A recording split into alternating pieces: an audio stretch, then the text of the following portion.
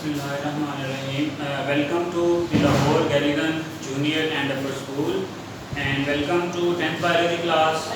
10th biology बेटा chapter number है हमारे पास 14 और जो रिप्रोडक्शन जो पेज नंबर है बेटा आज के टॉपिक के हवाले से आपके पास वो है पेज नंबर 76। पेज नंबर आपके पास आ गया 76। चैप्टर है रिप्रोडक्शन और जो टॉपिक बेटा आज हमें डिस्कस करना है वो है आपके पास advantages and disadvantages of vegetative propagation. बेटा पिछले 3-4 लेक्चर्स से जो हम वेजिटेटिव प्रोपेगेशन को काफ़ी डिटेल में डिस्कस कर रहे थे। पहले हमने देखा कि जो आपके पास नेचुरल वेजिटेटिव प्रोपेगेशन है वो किस तरह से होती है, उसमें हमने डिफरेंट मेथड्स देखे आपके पास कि किस तरह से जो है पहले bulbs, forms, rhizomes, stem tubers, leaves हमने सारे डिस्कस किए कि जो नेचुरल वेज हैं किसके वेजिटेटिव प्रोपेगेशन के। ठीक है, पहली बात आपको पता होना चाहिए कि जो वेजिटेटिव प्रोपेगेशन है वो क्या है। तो वेजिटेटिव प्रोपेगेशन बेटा आपके पास प्लांट के ऐसे पार्ट्स से नए प्लांट्स का डेवलप होना है जो सेक्सुअल रिप्रोडक्शन में पार्ट नहीं लेते। क्लियर? चलें जी, तो लास्ट लेक्चर में बेटा हमने देखा था कि जो आपके पास आर्टिफिशियल मेथड कौन कौन से हैं उसमें हमने कटिंग और ग्राफ्टिंग डिस्कस किया था कि किस तरह से हम जो स्टेम है उसको कट करते हैं, कट करके किसी सॉइल वगैरह में किसी प्रॉपर जो न्यूट्रिएंट मीडियम है उसमें क्या करवा लेते हैं, ग्रो करवा लेते हैं। ठीक है, इसी तरह से बेटा हमने ये भी देखा था कि जो दूसरा प्रोसेस है आपके पास ग्राफ्टिंग, जिसको हम कलमकारी कहते हैं, किस तरह से हम एक कलम बनाते हैं। ठीक है, कलम बनाने से क्या मुराद है कि उसका स्टेम है उसको इस तरह से काटेंगे कि किसी दूसरे प्लांट में वो क्या हो जाए, एडजस्ट हो जाए। ठीक है, अब जो दोनों प्लांट्स हैं उनके स्टेम्स को कोऑर्डिनेट करके हम क्या कर देते हैं, रैप कर देते हैं और वो जो दोनों हैं उनके वैस्कुलर जो बंडल्स हैं वो फिर एक ही तरह से ग्रो करना शुरू कर देते हैं। क्लियर? ये मैंने आपको रिव्यू दे दिया। अब आते हैं आज के टॉपिक पे। आज का टॉपिक है हमारे पास advantages and disadvantages of vegetative propagation. कि बेटा ये जो हम प्रोपेगेशन का टॉपिक पढ़ रहे थे इसमें अब कौन कौन से फायदे हो सकते हैं प्लांट्स के हवाले से भी और हमें भी, और इसके अलावा इसके कौन कौन से नुकसान हो सकते हैं। पहले देखते हैं बेटा आपके पास इसके जो डिफरेंट एडवांटेजेस हैं उनकी तरफ आते हैं। पेज नंबर है आपके पास बेटा 76। क्लियर? चलेंगे advantages. Advantages of vegetative propagation. अगर हम इसके एडवांटेज की बात करें बेटा तो सबसे पहला इसका एडवांटेज है the offsprings produced through vegetative propagation are genetically identical. पहला पॉइंट आ गया आपके पास जेनेटिकली आइडेंटिकल। क्लियर है कि बेटा ऐसे ऑफस्प्रिंग्स जितने भी आपके पास वेजिटेटिव प्रोपेगेशन के थ्रू जो इंडिविजुअल्स पैदा होंगे वो क्या होंगे, जेनेटिकली आइडेंटिकल। अब जेनेटिकली आइडेंटिकल से क्या मुराद है कि बेटा जो उनका जेनेटिक मेकअप है, जो उनके जीन्स हैं उनमें किसी भी तरह की कोई भी चेंज नहीं आएगी। क्लियर? बिल्कुल अपने वो पेरेंट्स की तरह होंगे। जिस पेरेंट्स से वो डेवलप हो रहे हैं, जिस प्लांट से वो नया प्लांट डेवलप हो रहा है वो एग्जैक्टली बिल्कुल सिमिलर होगा अपने पेरेंट प्लांट से। क्यों?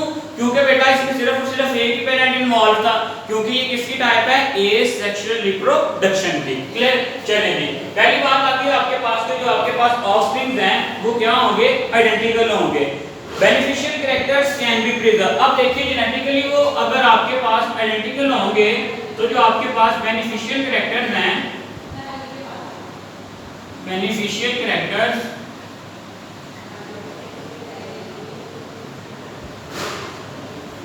Can be preserve. मतलब जो ऐसे फायदे जो एक जनरेशन में आ रहे हैं, फॉर एग्जाम्पल आप कह सकते हो कि कोई ऐसा प्लांट जो बहुत ज़्यादा आपके पास जो है यील्ड देता है, जो बहुत ज़्यादा फ्रूट्स देता है, तो हम क्या करते हैं उसी से वेजिटेटिव प्रोपेगेशन करवाते हैं।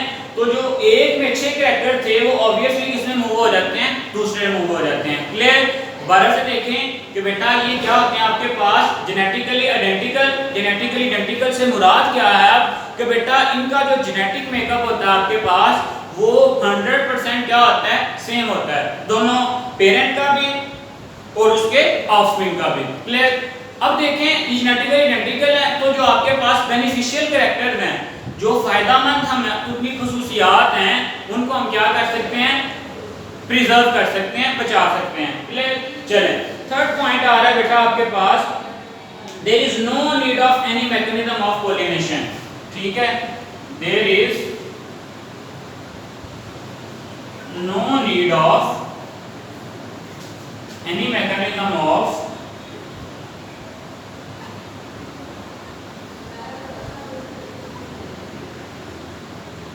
पोलिनेशन। ठीक है कि बेटा इसमें आपके पास हमें, अब देखिए पोलिनेशन क्या होता है, पहले तो ये समझे, आगे नेक्स्ट लेक्चर में इंशाल्लाह हम इसकी डेफिनेशन भी देखेंगे। पोलिनेशन होता है बेटा आपके पास पोलन ग्रेन्स का एक प्लांट से दूसरे प्लांट पे या एक फ्लावर से दूसरे फ्लावर पे क्या होना, ट्रांसफर होना। ठीक है, वो मेथड आपके पास सेक्सुअल रिप्रोडक्शन का मेथड है। ठीक है, लेकिन इसमें बेटा किसी भी किस्म की इस तरह की कोई भी आपके पास नीड नहीं होती, क्योंकि सिंपली आप क्या करते हो, वेजिटेटिव प्रोपगेशन के थ्रू स्टेम लेते हो, लीफ लेते हो, रूट लेते हो, शूट लेते हो, उन सब से क्या करवा लेते हो, न्यू जो आपके पास प्लांट है या न्यू जो इंडिविजुअल है उसको क्या करवा लेते हो, ग्रो करवा लेते हो। सो इसके लिए हमें किसी भी किस्म के जो पोलिनेशन का मैकेनिज्म है उससे गुजरने की जरूरत नहीं पड़ती। क्लियर? चलें जी, ये इसका एक बेटा बहुत बड़ा बेनिफिट है। इसके अलावा जो नेक्स्ट है आपके पास, it helps to increase number of plants at rapid rate. ठीक है, increase number of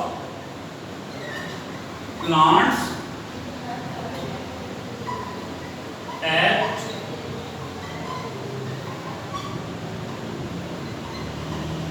rapid rate. ठीक है, अब देखें एक प्लांट से दो, फिर वो डेवलप हुआ, हम जितने मर्जी फॉर एग्जांपल एक प्लांट से जो उसके स्टेम्स के डिफरेंट पार्ट्स हम काट के डिफरेंट पॉट्स में लगा दें, डिफरेंट सॉइल में ग्रो करवा लें, तो बेटा एक ही प्लांट से सिमिलर टाइम पे छोटे से टाइम में बहुत ज्यादा प्लांट्स क्या हो जाएंगे, ग्रो हो जाएंगे। ठीक है, increase number of plants at rapid rate, मतलब बहुत जल्दी जो है प्लांट्स क्या ग्रो करना शुरू कर देंगे। अब नेक्स्ट इसका इंपॉर्टेंट पॉइंट क्या है, the organs of vegetative propagation enable many plants to pass over unfavourable condition. ठीक है, ये नेक्स्ट पॉइंट आ गया बेटा आपके पास, टू पास अनफेवरेबल कंडीशंस। अब बेटा जो आपके पास वेजिटेटिव प्रोपगेशन से जो आपके पास प्लांट प्रोड्यूस होते हैं उनमें जो ऑर्गन्स हैं, ठीक है, वो बेटा आपके पास इस तरह से होते हैं कि अगर कोई अनफेवरेबल कंडीशन आ जाए, ठीक है, कोई इन्वायरमेंटल स्ट्रेस आ जाए या कोई और रीजन हो, तो बेटा वो जो है आपके पास जो आपके जो अनफेवरेबल कंडीशन है उसको आसानी से पास कर सकते हैं। ठीक है, मतलब उससे गुजर सकते हैं।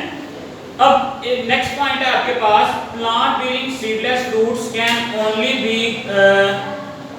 grown by the vegetative propagation, plants bearing seedless fruits। ठीक है, अब बेटा देखें ऐसे प्लांट्स जिनसे जो फ्रूट पैदा होते हैं वो क्या होते हैं, सीडलेस, उनमें किसी भी किस्म का कोई भी जो बीज है वो नहीं होता। तो आपको पता है जब बीज नहीं होगा तो हम उसको सिर्फ और सिर्फ जो आपके पास वेजिटेटिव प्रोपगेशन है, जो एसेक्सुअल रिप्रोडक्शन है, उसके तहत क्या कर सकते हैं बेटा जी, रिप्रोड्यूस करवा सकते हैं। Plants bearing seedless fruit, plant bearing seedless fruit can be grown by the process of vegetative propagation। Clear हो गया बेटा?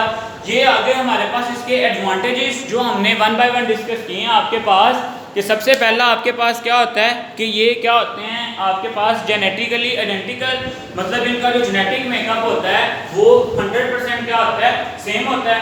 फिर हमने देखा कि जो बेनिफिशियल कैरेक्टर्स हैं उनको हम क्या कर सकते हैं, प्रिजर्व कर सकते हैं। थर्ड वन पे हमने देखा कि इसमें जो किसी भी किस्म का जो पोलिनेशन का मैकेनिज्म है उसकी जरूरत नहीं है। पॉइंट 4 पे हमने देखा increase in number of plants at rapid rate, कि मतलब यहाँ पे आपके पास हम प्लांट्स को बहुत ज़्यादा तेजी से बहुत कम टाइम में उनके जो नंबर्स हैं वो क्या कर सकते हैं, इंक्रीज कर सकते हैं। क्लियर? जाती है, तो उसको भी पास आउट करने के लिए ये जो वेजिटेटिव प्रोपिगेशंस के थ्रू आपके पास प्लांट्स प्रोड्यूस होते हैं, उनके जो ऑर्गन्स होते हैं वो इतनी कैपेसिटी, इतनी कैपेबिलिटी रखते हैं कि जो अनफेवरेबल कंडीशन है उसको पास आउट कर दें। ठीक है, इसके अलावा बेटा आपके पास जो सीडलेस फ्रूट्स हैं, ऐसे प्लांट्स जिनमें बगैर बीज के जो फ्रूट्स बनते हैं, उनको बेटा आप क्या कर सकते हो, सिर्फ और सिर्फ इस वेजिटेटिव प्रोपिगेशन के प्रोसेस के थ्रू ही क्या करवा सकते हो, ग्रो करवा सकते हो। ये आगे बेटा आपके पास इसके सारे advantages paper point of view से बेटा ये बहुत इंपॉर्टेंट लॉन्ग क्वेश्चन है और बहुत ज्यादा बार जो है बोर्ड के एग्जाम में आ चुका है। अब आते हैं बेटा इनके डिसएडवांटेजेस पे। अगर डिसएडवांटेजेस की बात करें तो जो एक तरफ इसका एडवांटेज है जेनेटिकली आइडेंटिकल, तो दूसरी तरफ इसका डिसएडवांटेज भी बन सकता है कि जब बेटा इनमें do not have genetic variation, बिल्कुल एक ही तरह के होंगे, इनमें किसी भी किस्म की कोई जेनेटिक वेरिएशन नहीं होगी। Species specific disease can attack and this can result in the destruction of the entire crop। देखते हैं बेटा यहाँ पे लिख के आपके पास आ गया disadvantages। डिसएडवांटेजेस में अगर पहला देखें जो आपके बुक में मेंशन किया गया है बेटा, वो यही है कि as they are genetically identical, as they are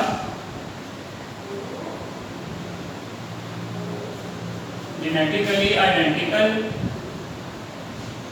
मतलब क्या होते हैं, जेनेटिकली सेम होते हैं, so there is no genetic variation, no genetic variation. अब देखें इसका क्या नुकसान होगा। इसका नुकसान ये है बेटा कि अब वो जेनेटिकली बिल्कुल क्या आइडेंटिकल है। अगर एक प्लांट को कोई डिजीज हुई तो बेटा वो सारे प्लांट्स को हो जाएगी। क्यों? क्योंकि जो उनका जेनेटिक मेकअप है जो उनका वो क्या है, आइडेंटिकल है, बिल्कुल क्या है, सेम है। ठीक है, तो यही पॉइंट नेक्स्ट है कि species specific disease, species specific disease can attack and destroy the whole crop। ठीक है, कि अगर कोई बीमारी एक स्पीशी के लिए है तो बेटा जब वो बीमारी अटैक करेगी तो आपके पास जो इसका पूरे का पूरा जो पूरी की पूरी क्रॉप की यील्ड है वो क्या हो जाएगी, डिस्ट्रॉय हो जाएगी। तो यही दो बेटा आपके पास इसके डिसएडवांटेज आए हैं बेसिकली, कि पहला क्या है, इनमें किसी भी किस्म की जो जेनेटिक वेरिएशन नहीं होती। जब जेनेटिक वेरिएशन नहीं होती बेटा तो ये जो है आपके पास जब कोई भी जब बीमारी अटैक करेगी तो एक इंडिविजुअल को होगी तो स्पीशी के जितने भी इंडिविजुअल्स हैं उन सब में वो क्या हो जाएगी, वो बीमारी हो जाएगी और जो आपके पास जो क्रॉप है वो टोटली क्या हो जाएगी, डिस्ट्रॉय हो जाएगी। क्लियर? ये आ गया बेटा आपके पास advantages and the disadvantages of the vegetative propagation. Clear है? नेक्स्ट बेटा आपके पास एक छोटा सा टॉपिक है टिश्यू कल्चर एंड क्लोनिंग का। ये भी शॉर्ट क्वेश्चन के हवाले से बहुत इंपॉर्टेंट है। टिश्यू कल्चर क्या होता है और क्लोनिंग क्या होती है। बेटा ये भी आपके पास वेजिटेटिव प्रोपेगेशन या एसेक्सुअल रिप्रोडक्शन का ही बेटा एक मेथड है, जिसमें क्या होता है कि हम एक इंडिविजुअल से कुछ स्पेसिफिक उसका पार्ट लेते हैं और उसको स्पेसिफिक एक न्यूट्रिएंट मीडियम में क्या करवाते हैं, ग्रो करवाते हैं। ग्रो करवाने के बाद बेटा क्या होता है, उसी से जो नए इंडिविजुअल्स हैं वो आपके पास डेवलप हो जाते हैं। ठीक है, cloning is the latest method of vegetative propagation. Identical offsprings are produced from single parents using its vegetative tissue or cell। ठीक है, आते हैं क्लोनिंग। क्लोनिंग क्या है आपके पास, जो मोस्ट मॉडर्न मेथड है वेजिटेटिव प्रोपेगेशन का, जो लेटेस्ट मेथड है वो है आपके पास क्लोनिंग। इसमें होता क्या है, identical offsprings are produced from a single parent. Identical offsprings are produced from single parent। एक सिंगल पेरेंट से जो आइडेंटिकल ऑफस्प्रिंग्स हैं जिनका जेनेटिक मेकअप बिल्कुल सिमिलर होता है वो प्रोड्यूस होती हैं। किस तरह से? By using its vegetative tissue और cell, by using its vegetative tissue और सेल। बिल्कुल उस तरह से बेटा हम क्या करते हैं, वेजिटेटिव सेल या टिश्यू लेते हैं, उसको हम किसी मीडियम में ग्रो करवाते हैं और ग्रो करवाने के बाद बेटा वो न्यू इंडिविजुअल में डेवलप हो जाता है। इस प्रोसेस को हम कहते हैं क्लोनिंग। अब टिश्यू क्लोनिंग में बेटा कौन सी टेक्निक यूज की जाती है? वो है बेटा आपके पास टिश्यू कल्चर। ठीक है, ये अलग से भी शॉर्ट क्वेश्चन आता है, what is tissue culture technique? Tissue culture. अब देखते हैं कि टिश्यू कल्चर क्या होता है। इसमें हम क्या करते हैं, tissues are taken from any part of plant and put in suitable nutrient medium. सबसे पहला स्टेप क्या होगा, जो टिश्यूज हमने लेने हैं उनको हम क्या करेंगे, एक्सट्रैक्ट करेंगे, लेंगे और उसके बाद हम उनको जो सूटेबल मीडियम है उसमें क्या कर देंगे, ग्रो करवा देंगे। ठीक है, tissues are taken from plants. ठीक है, प्लांट से लेंगे and put into a suitable medium.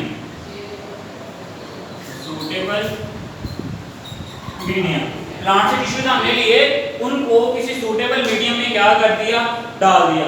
अब जो सूटेबल मीडियम में क्या होगा, the tissue cells start mitosis and produce masses। ठीक है, अब यही जो आपके पास टिश्यूज हमने लिए हैं ये क्या कर देंगे, ग्रो करना शुरू कर देंगे।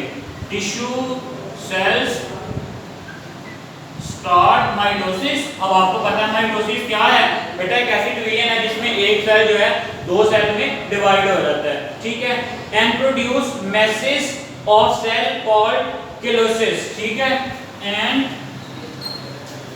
Produce message of cell called calluses. अब ये भी पेपर में बेटा एक दफा शॉर्ट क्वेश्चन पूछा जा चुका है कि व्हाट आर केलोसिस। तो बेटा आप यही बताएंगे कि जब हम टिश्यू को एक सूटेबल मीडियम में ग्रो करवाते हैं तो उसके जो सेल्स हैं वो डिवाइड करना शुरू कर देते हैं and produce a mass of cell. ठीक है, तो बहुत सारे सेल्स मिलके एक मैस बना देते हैं जिसको हम क्या कह देते हैं, केलोसिस। ठीक है, अब यही जो केलोसिस हैं are transferred to other medium that contain different hormone. Next step में बेटा आपके पास क्या होगा, calluses are transferred into a medium which contain, इसमें क्या होता है आपके पास, which contain different hormones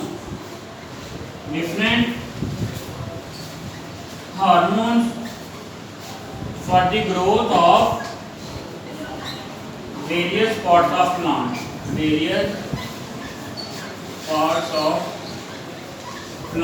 ठीक है। अब केलोसिस को हमने ट्रांसफर कर दिया है एक स्पेसिफिक मीडियम में। जैसे ही हम उसको स्पेसिफिक मीडियम में, ऐसा मीडियम जिसमें हार्मोन्स प्रेजेंट हैं जो डिफरेंट पार्ट्स की ग्रोथ में क्या करता है, अपना रोल प्ले करता है। ठीक है, calluses make these structure and grow into new small plants. ठीक है, यहाँ पे नेक्स्ट बेटा आपके पास क्या होगा कि यही जो केलोसिस हैं ये बेटा आपके पास ग्रो होंगे और ग्रो होने के बाद जो न्यू प्लांट्स हैं उनमें बेटा डेवलप हो जाएगा। So this is the process of cloning in which the tissue culture technique is utilized, in which tissue culture technique is used। Clear हो गया बेटा। आज के लेक्चर में हमने पहले तो वेजिटेटिव प्रोपिगेशन के एडवांटेजेस और डिसएडवांटेजेस डिस्कस किए हैं, उसके बाद हमने क्लोनिंग एंड टिश्यू कल्चर का टॉपिक देखा है जिसमें मैंने आपको बताया है कि क्लोनिंग का आपके पास एक ऐसा प्रोसेस है जिसमें हम क्या करते हैं, प्लांट से या एनिमल से एक स्पेसिफिक टिश्यू लेते हैं, उसको एक न्यूट्रिएंट मीडियम में क्या करवाते हैं, ग्रो करवाते हैं। जब न्यूट्रिएंट मीडियम में ग्रो करवाते हैं उसके नतीजे में क्या होता है आपके पास कि जो सेल्स हैं वो डिवाइड करना शुरू कर देते हैं और सेल मैसेज बना देते हैं जिनको हम कहते हैं केलोसिस। ठीक है, और वही जो केलोसिस हैं वो फर्दर हम उनकी ग्रोथ करवाते हैं और जो न्यू प्लांट्स में वो डेवलप हो जाते हैं। So this is all about today's lecture. Allah Hafiz.